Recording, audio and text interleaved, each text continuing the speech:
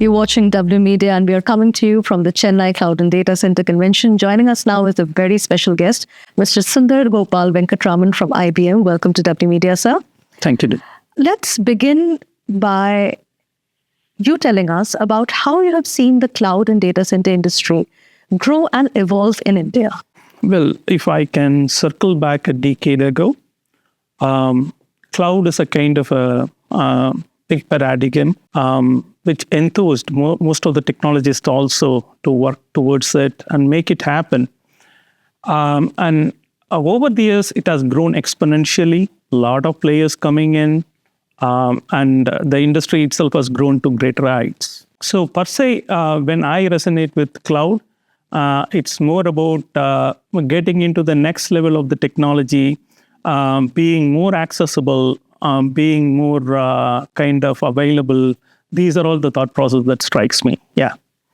That is very interesting, because India right now has this ambition that by 2047, 100 years after independence, we want to be seen as a developed economy instead of having that developing economy tag that we've had for so long. And what kind of a role in that case do you see the cloud and data center industry playing in India accomplishing that objective? So wonderful question. So the technology has taken different forms, and cloud is one of the critical enabler which supports this transformation. So as we progressed, what we used to be a monolith runtimes earlier, what we used to run on cloud, those kind of runtimes are getting modernized into containers. And obviously, the infrastructure requirements also goes up. So, as a customer, if I take a look into this, if I need to have a go-to-market strategy, quick go-to-market strategy, obviously, cloud is going to help me there with whatever my requirements. Then come the new age use cases, what we are seeing, which is actually exploding. Specifically, the use cases around AI, ML, what is happening in Industry 4.0 across industries. I'm glad you brought that up, because AI has exploded. ML, IoT, Industry 4.0, adoption is inevitable. But we are still playing a catch-up game because it's just so immense. Where do you see that journey going? See, so as to say, if you see India, this geographically, we have lost a couple of industrial revolution, and we started catching up with the third industrial revolution, so as to say. But if you see the market now, we are at our max pace, supported by the government policies also. So more and more innovations are happening offshore in India nowadays compared with overseas.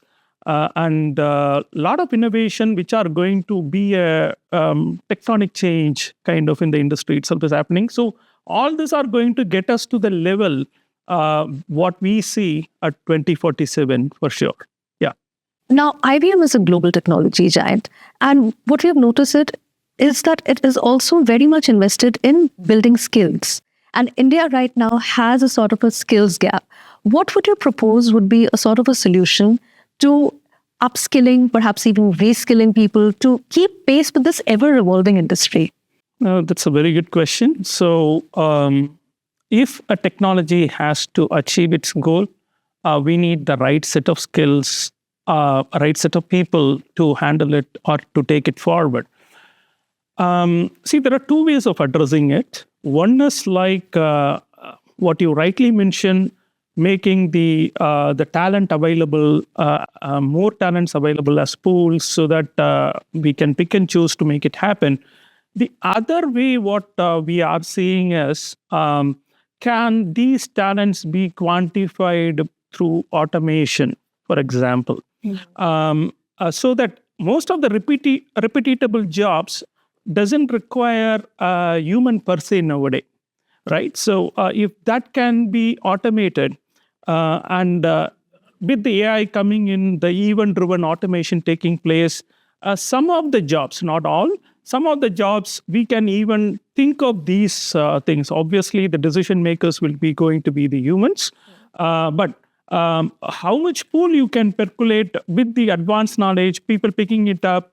Especially a lot of things are happening in the open source also. I used to watch that pattern, and more specific people aligning to certain pillars and contributing and making it enriched kind of. That's another pattern what I'm seeing. Yeah.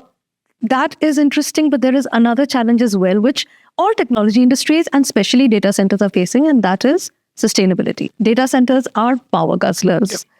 What is the challenge in your opinion, and how can we achieve our sustainability goals? Oh, that's a very interesting topic whenever we talk about sustainability. So the sustainability starts with what the grid level sustainability, or how green is my grid that is powering my data center. So there is a primary level, secondary level, and the tertiary levels of emissions, what we can see on the carbon footprints. One is if the power supplier who is supplying power to my data center, if they are 100% green, the primary level is getting taken care. But then coming to the secondary level of what about my infrastructure? Is my server farm is more energy efficient? What happens to my cooling technologies and other relevant technology that is happening in this sustainability space? How capable it is? Then finally, the workload, how much it is optimized from an energy perspective. Like there are a lot of open source frameworks also coming out. Like Kepler is one such example I can cite, more specifically targeting sustainability. So there are three different levels which we need to see this. And already more traction is happening on the first level. Some of the ISVs and platform providers are more cautious about how they want to be more energy efficient.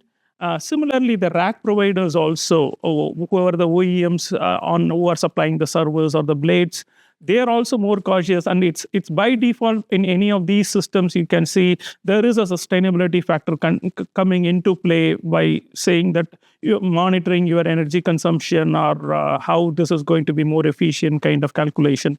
All these are getting embedded, but as a whole, when every participant in this game is getting a handshake, we can get it to the totality. Yeah. Let's now talk about the Chennai market. It has been growing after Mumbai is the second biggest data center market in India. How do you see this market evolving? And also, are there any other emerging markets that you have your eye on? Chennai, as you know, it's an automobile hub. And more and more innovation or the latest technology percolation is happening in the automobile space, no doubt in that. And there are two different kind of edge itself they are dealing with. One is on their factory manufacturing, production, etc. They do have the industrial edge there, as well as the car OS is in itself is an edge there. And nowadays, if you see how easy it's to drive a car, the ADAS coming in, the AD coming in, assisted driving.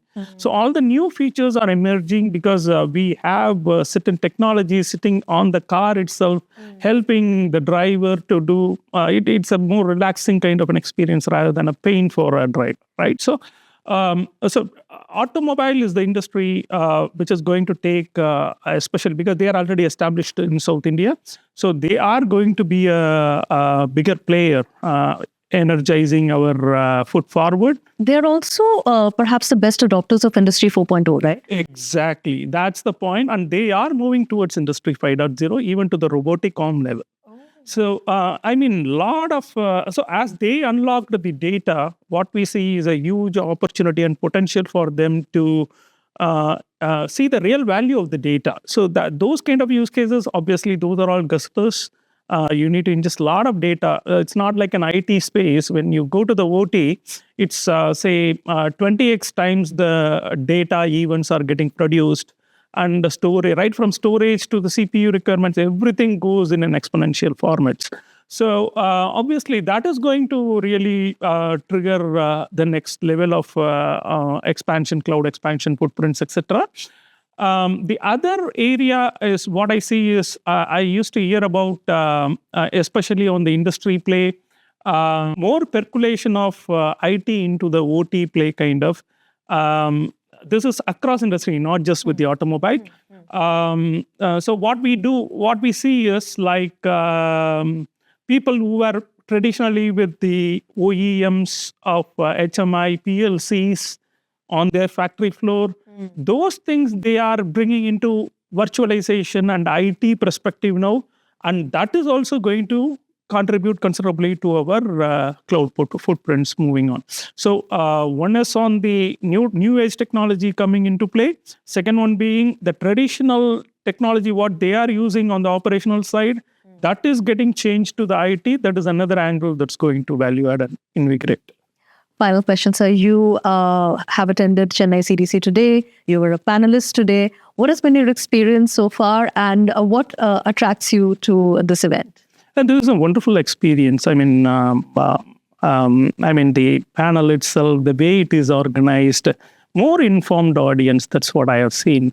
And some of them are, at least a chunk of them are from C-levels who have taken time out of a busy day and visiting here, hearing about these sessions, actively participating with Q&As. So it's quite insightful, and I really enjoyed, and hope everybody also enjoyed the same. So it is quite good. That's what I can say. Well, it was an honor and a pleasure to host you. Thank you so much for giving us the time and giving us this interview. Thank you. Thanks, Deborah. Thank you. Bye.